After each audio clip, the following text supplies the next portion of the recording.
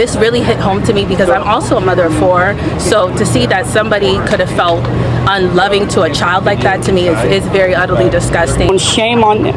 I just feel bad for him every time I think about it. 7 minutes ago, Jake Haro walked into a small interrogation room, and with a single sentence, everything changed. Rebecca killed our son. Let that sink in. After days of silence, after days of speculation, finger-pointing and whispered theories passed like rumors in a funeral parlor, the father of missing baby Emmanuel has finally spoken. And what he said isn't just heartbreaking, it's horrifying. You remember the story. Or maybe you don't. A 7-month-old baby. Vanished. No Amber Alert. No suspects. No leads. No body. All we had was a mother with a black eye, a father with a criminal past, and a neighborhood drowning in confusion and fear. Now, just minutes ago, a man once accused of abusing children says the mother of his child killed him. Is it justice? Is it guilt? Is it revenge? Or is this confession just another distraction in a case that has never ever made sense? Because in stories like this, the monster isn't always hiding in the shadows. Sometimes they're holding the baby. Sometimes they're crying on TV. Sometimes they're standing right next to you. Tonight, we're not here to make you feel safe. We're here to make you think about what's hiding behind the lies. And before we begin, ask yourself something real. If a child can vanish without a trace, in broad daylight, in a so-called safe town, with no alarm, no witness and no outrage, what else is going unnoticed? Subscribe now, because staying quiet is how people like this disappear forever. And if you're not ready to subscribe, fine, but drop a comment. Explain why you'd scroll past a missing baby. We read every excuse. Trust me, before the headlines, before the black eye, before the police reports and press conferences, there was just Emmanuel, a 7-month-old boy, cross-eyed, just under 21 pounds, a little crooked grin that made his mother laugh, or so she once claimed. The last time anyone saw him, he was wearing a black Nike onesie. No shoes, no jacket, no time to say goodbye. He hadn't said his first words yet, hadn't taken his first steps, never blew out a candle, never met Santa, never made it to his first birthday. And yet, his name would end up in search warrants, in online hate threads, on missing posters stapled to lampposts and telephone poles, most of which have now been torn down or faded into sun-bleached silence. You see, Emmanuel wasn't just a statistic. He was a child. A baby who smiled when the world didn't deserve it. A baby who trusted the arms that held him. But here's the part no one likes to say out loud. We don't know if those arms protected him or destroyed him. He was defenseless, innocent, and possibly betrayed in the most unimaginable way by the very people who gave him life. So let's be clear about something. If you feel anything, even an ounce of outrage, heartbreak, or guilt, then don't just sit there. Hit subscribe. Because babies like Emmanuel don't just vanish. They're erased by systems, by silence, and by people too tired to care. And if you won't, go to the comments right now and explain why this child's story doesn't matter enough for you to click one button. Let the rest of us see what apathy really looks like. To understand what happened to Emmanuel Haro, you have to understand the people he depended on most. The ones the world trusted to love him. The ones he trusted until the very end. Let's start with Rebecca Haro.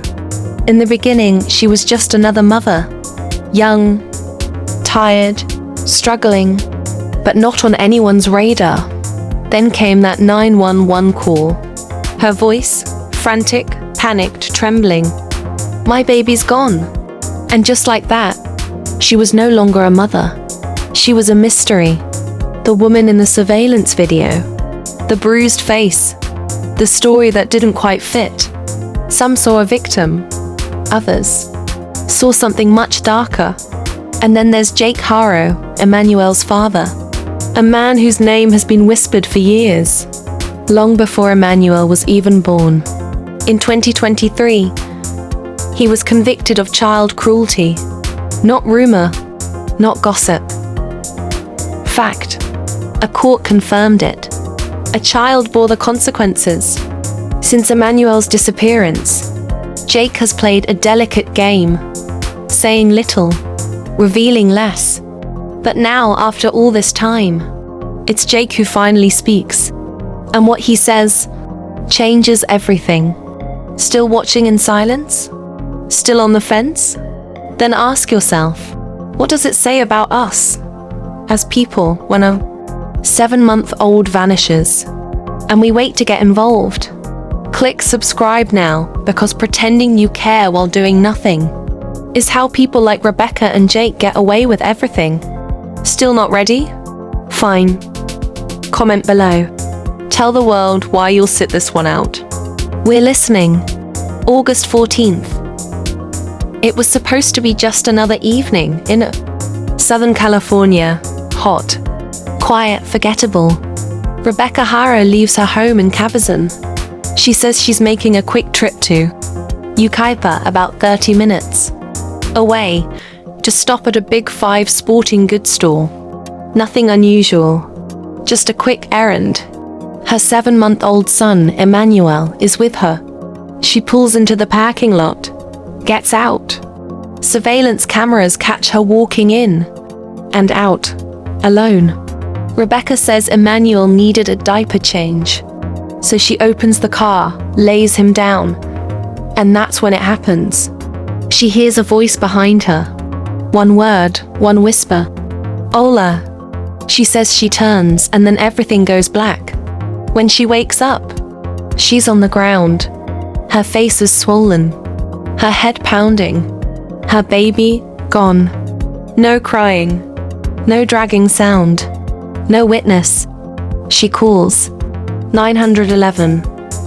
Her voice is frantic, scared. My baby's been taken. Police arrive within minutes. K-9 units are brought in. Drones go up. Businesses are checked for surveillance footage. The parking lot is sealed off. But here's the thing.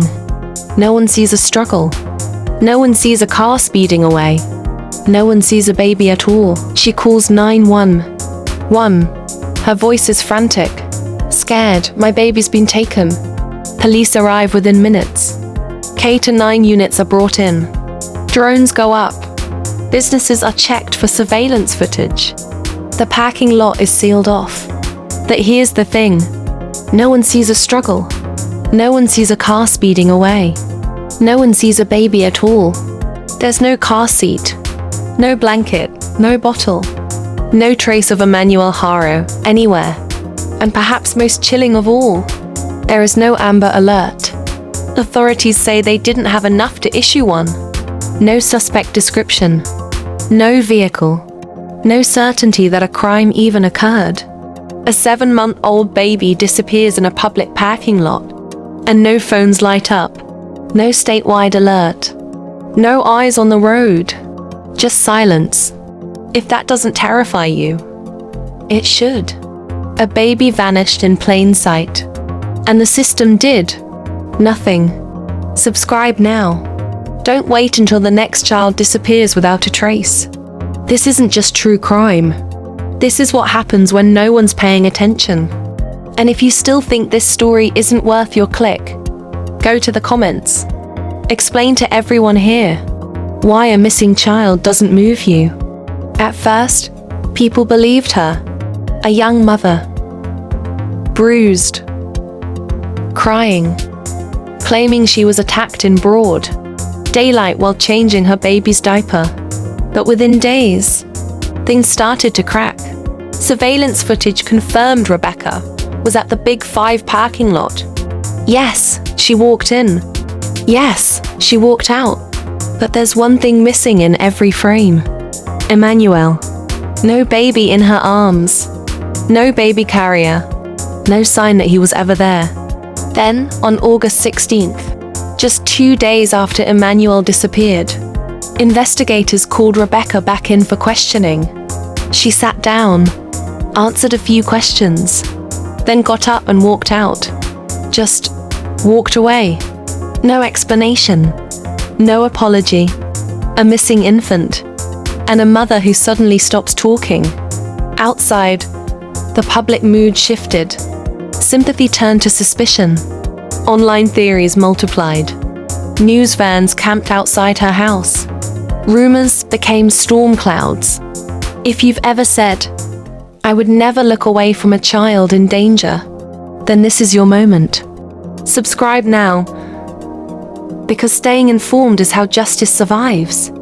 Turning away is how justice dies quietly, in the dark. And if you won't subscribe, explain why in the comments. Is this case not disturbing enough for you? For weeks, Jake Haro stayed silent. The father, the man with a criminal record that sent shivers through this tight-knit community. His past wasn't quiet. A 2023 conviction for child cruelty. Rumors swirling about his role in the family's fractured history. But Jake? He said almost nothing. The family was under siege, not just from grief, but from the world outside their door. Reporters camped on their lawn. Neighbors whispered in hushed tones. Online sleuths combed every photo, every post, hunting for the truth. Then, 7 minutes ago, it happened. In a sealed interrogation room, under harsh fluorescent lights, Jake finally spoke. Rebecca killed the child. A confession, one that turns everything upside down. Not from Rebecca, but from the man who for so long stayed quiet. What pushed him to say those words? Was it guilt? Fear? A deal to save himself? Or was it the crushing weight of unbearable truth? No one knows for sure. But the ripples from that confession are already crashing through this community. And the investigation. If you don't hit subscribe right now, you risk missing the next revelation. The next twist that could break this case wide open.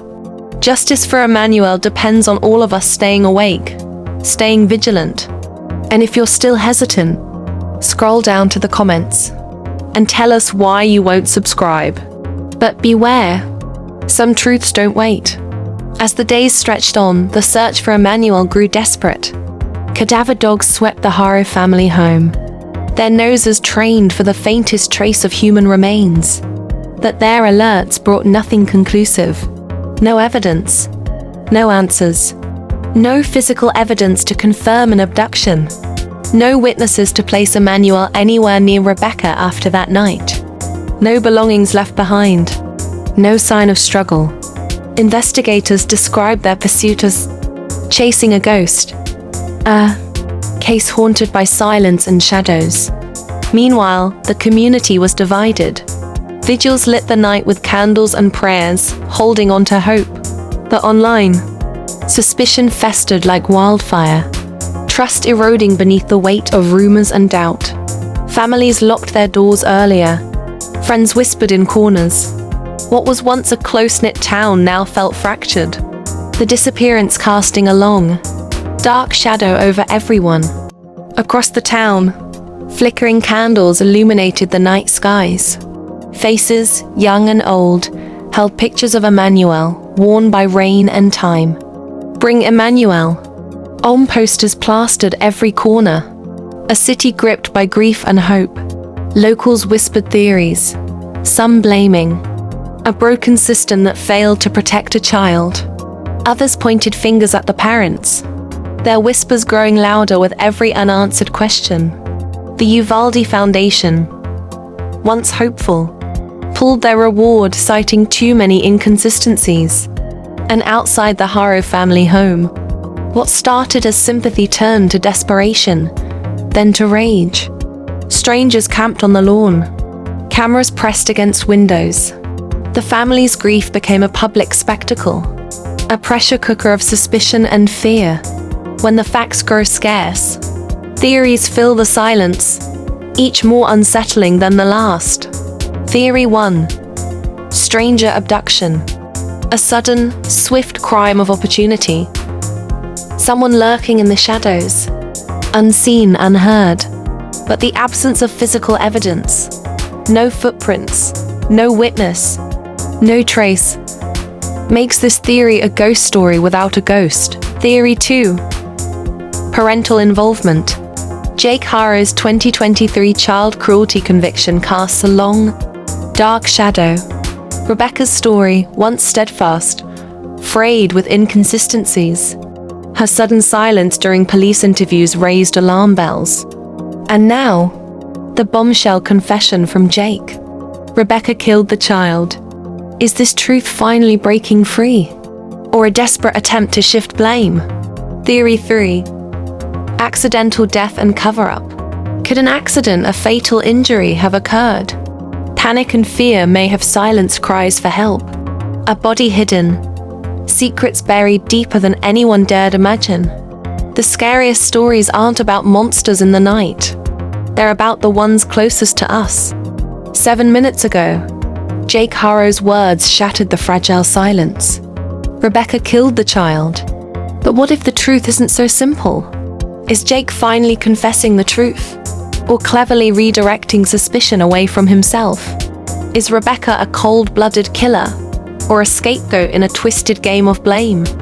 When two people are guilty, or even just afraid, pointing fingers becomes a weapon more dangerous than any confession. And yet, no body has been found. No trial has taken place. No closure for a community left holding its breath. What does Jake's confession really mean? Only time and the truth will tell. Where is Emmanuel? Why, in a case this urgent, did no Amber Alert ever go out? Why did Rebecca suddenly stop cooperating with investigators? And why? After all this time, did Jake finally speak? If this was premeditated, where is the evidence that should have surfaced by now? And if it wasn't planned, why the silence? The secrets? The shadows hiding the truth? These questions echo in a void, waiting for answers that might never come. Emmanuel Haro would have turned 2 next year. His crib sits empty. His name echoes through courtrooms. Whispered in protests, prayed over in private. One confession doesn't end a mystery. It begins another. Because even if someone finally told the truth, that doesn't mean we know it yet.